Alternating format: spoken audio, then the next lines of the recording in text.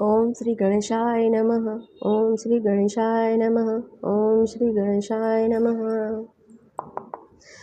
આજે આપણે જોવાના છીએ કર્ક રાશિવાળા લોકો, એટલે કે કેન્સર રાશિવાળા લોકો જેમના નામ ડ અને હ પરથી સ્ટાર્ટ થાય છે. તો એમનું માર્ચ મહિનાનું ફર્સ્ટ વીક, માર્ચ મહિનાનું ફર્સ્ટ વીક કેવું જશે તો આપણે જોઈએ કે માર્ચ મહિનાના ફર્સ્ટ વીકમાં કર્ક રાશિવાળા લોકોને શું પ્રોબ્લેમ આવી શકે છે, એમનું શું કારણ હોઈ શકે છે, પ્રોબ્લેમ આવવાનું કારણ શું હોઈ શકે છે, શું એક્શન લેશે તો એ આ કારણમાંથી, આ પ્રોબ્લેમમાંથી ઇઝીલી બહાર નીકળી જશે. ઓકે, બોટમની એનર્જી છે 4 ઓફ કપની, મતલબ કે તમે એવા મોડમાં છો કે તમને કાંઈ પણ ઓફર થઈ રહ્યું છે એ તમને ઓછું લાગી રહ્યું છે, જે કાંઈ પણ તમને મળી રહ્યું છે એ તમને ગમતું નથી, તમે એ સ્વીકાર કરવા તૈયાર નથી. તો એ તમે એનર્જીમાં છો કે આ મારે નથી જોતું, આ મારે નથી જોતું. પ્રોક્રાસ્ટિનેશન મતલબ કે કામને ટાળવાની તમને અત્યારે ઈચ્છા થઈ રહી છે આ વીકમાં. શું પ્રોબ્લેમ આવી શકે છે તો કોઈ નાની મોટી બીમારી થઈ શકે એમ છે.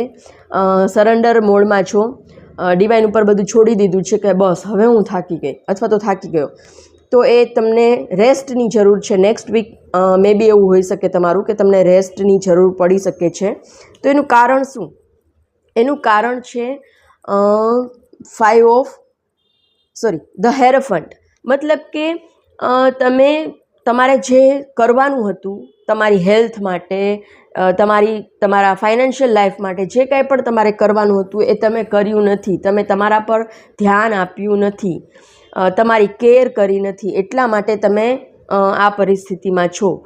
સરેન્ડર મોડમાં છો, થાકી ગયા છો, રેસ્ટની જરૂર છે, કારણ કે તમે તમારી હેલ્થનું ધ્યાન બિલકુલ રાખી રહ્યા નથી. શું કરશો, શું એક્શન લેશો તો આ પરિસ્થિતિમાંથી બહાર નીકળશો?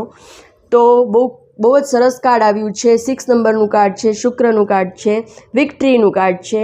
એટલે કે તમે તમારા જાત ઉપર ધ્યાન આપો, તમારે પોતાને અપડેટ કરો, ખૂબ જ સરસ રીતે તમારું કેર કરો, વધારે ને વધારે નોલેજ ગેઇન કરો, વધારે ને વધારે તમારા કામ ઉપર ફોકસ કરો, તો તમે આ પરિસ્થિતિમાંથી બહાર નીકળી જશો. Thank you so much.